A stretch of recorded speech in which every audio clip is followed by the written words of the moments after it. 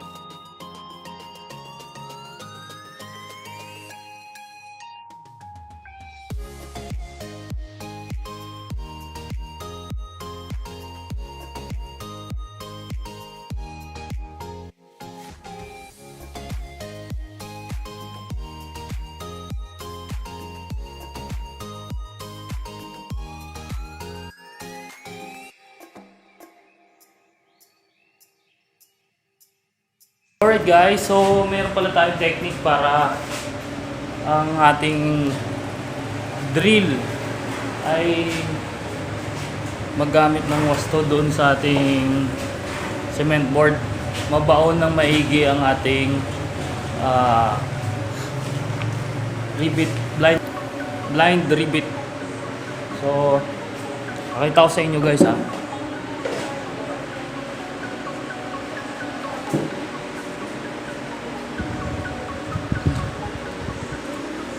Ayan, oh. See? Baon na baon guys. So as you can see, flat lang siya doon sa surface. Hindi tayo mahirapan magmasilya. So ganyan ang dapat na gawin natin sa lahat. So anong technique dyan guys para may baon yung ulo nitong blind rivets. So blind rivets din yung solution dito guys. Kanina may ginamit akong metal paring. Ito guys oh, binutasan ko. Kung ilang blind rivets yung ilalagay ko rito, ay yung gagamitin ko, ganun din yung butas. So bubutasan nyo lang, tapos i-rivets nyo. Tapos pagkatapos nyo i-rivets, i-drill nyo ulit yung ulo ng rivets.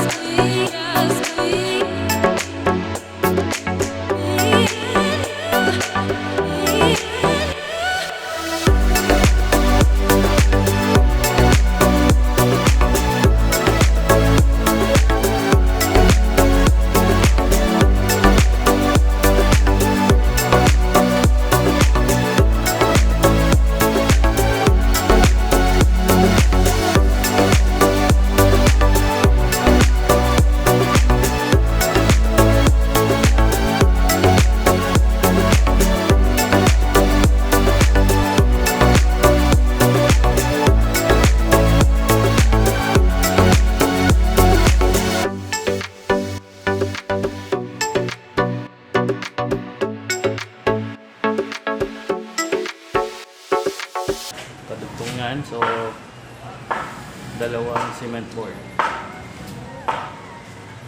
Alright, so samahan nyo ako guys. Gagawin natin.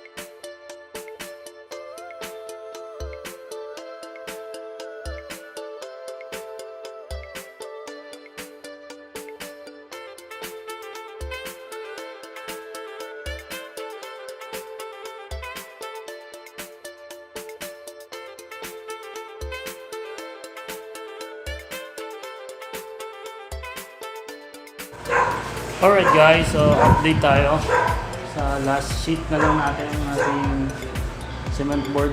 So nag-iisa na lang. So nakita natin naka-laid na yung apat, bali isa na lang yung natitira. Alright, so tatapusin natin today yung ating buong mga sheet na ating cement board. Alright, so yung natitira is para doon sa wiring naman natin. So, and then, dito may siruho din. So, makikita nyo. Yun yung matitira. So, yun yung puputulan natin ng isa-isa. Yung cement board sa dulo. Alright, so abangan na natin guys yung pagkatapos natin. See you!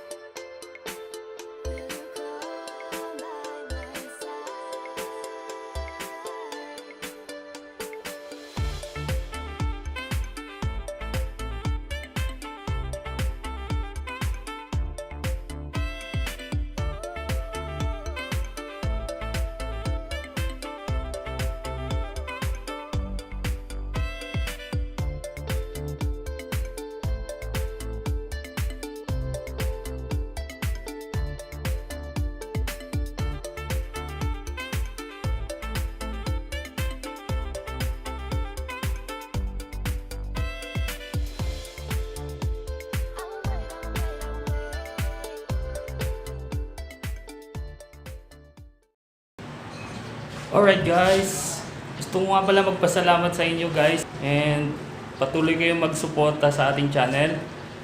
Don't forget to subscribe kung bago ka pa lang and click the notification bell, select mo yung all and then please like and share and comment na rin kayo kung anong magaganda natin pwedeng gawin and then that's it.